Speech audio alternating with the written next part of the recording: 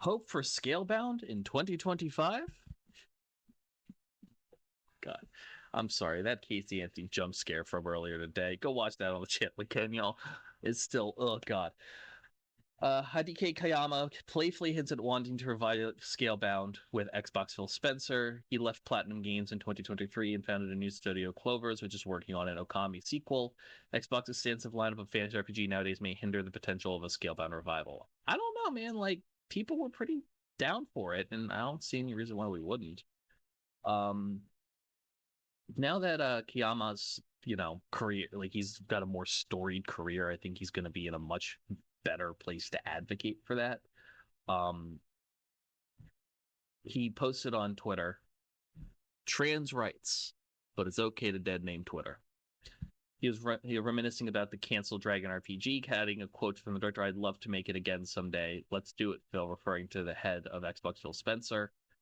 While it's clear he's open to giving Scalebound another shot, the question would be whether Xbox is still interested in doing so. Unlike back during the early Xbox One generation, Xbox has built up a sizable portfolio of first-party studios, and as such, has an immense number of big new games planned to release. Like, you got to remember, they own Blizzard, they own Bethesda, they own id Software, and they've got some pretty solid bangers coming out, and that's not even to quote the potential Oblivion remaster that might be coming out. That's possibly. Who knows? And The Elder Scrolls 6 is probably coming out sometime 2028, 2029 at the latest. So, they've got some pretty chonky things coming down in the pipeline.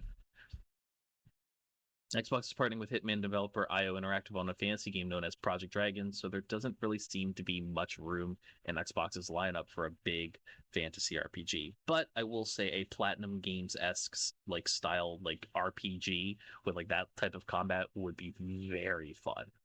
And so I'm not gonna say no to it. I'm not gonna get my hopes up, but I have plenty of friends who love the Devil May Cry, the Bayonetta games, those types of games, and well, fingers crossed for their sake. You know what I mean?